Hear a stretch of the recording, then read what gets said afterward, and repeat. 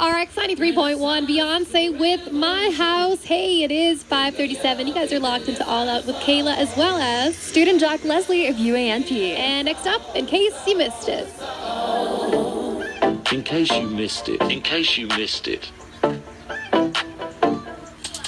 All right, monsters, in case you missed it or in case you haven't dug into it a little bit deeper, we are talking about Megan Thee Stallion and Nicki Minaj. Oh my gosh. Okay, what are we talking about, Student Jock Leslie? Okay, guys, first brace yourselves because this one actually has a timeline.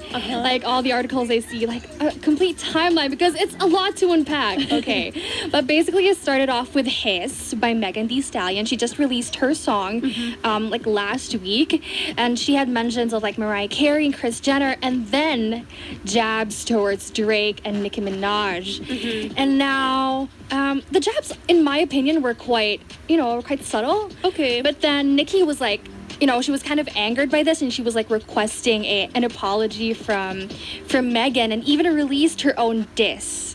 So this is entitled Bigfoot, which was just released recently. Yeah, just yesterday. Yeah, exactly. Yeah. So lots of references towards Megan, lots of attacks, in my opinion. Yeah. So, which were highly personal.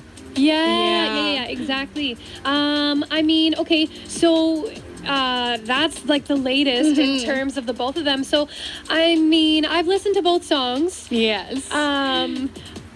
Okay, I'm not going to get into my opinion quite yet, but I'm going to get to actually some opinions of, fellow rappers. Yeah. Charlemagne the God said that Nicki Minaj fumbled her diss record. He said, she first referenced Megan's deceased mother, and he said, that ain't it, Nicki. He's like, I don't know who Nicki got around her, but there's no reason that should have left the studio.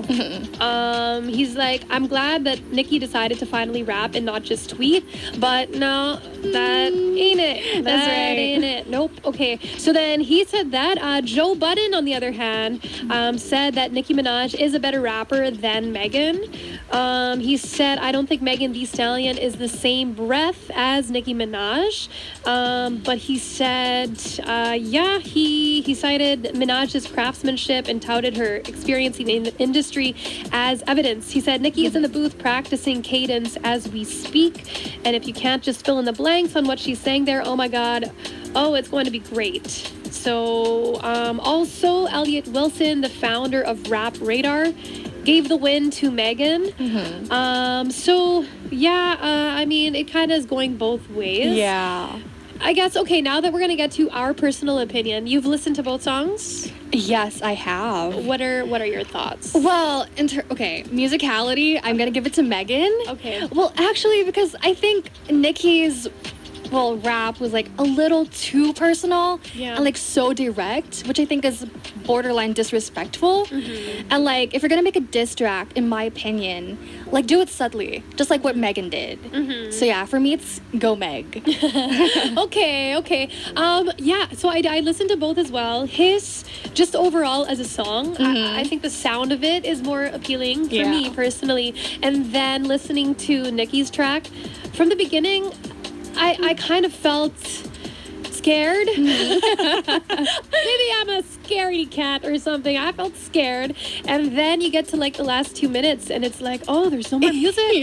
This is like a voice note. This is a voice note that got attached to a song. So, oh man, she went straight for it. But yeah, so Monsters, I mean, if you want to let us know your thoughts on this as well, we would love to hear from you. You can let us know at 0961-136-7931. I mean, in terms of here on the Monster, we do have a #1 track on the Countdown Top 7. So I guess you could say Megan Thee Stallion came out on top with Renee Rapp. This is none other than Not My Fault, right here on the Monster.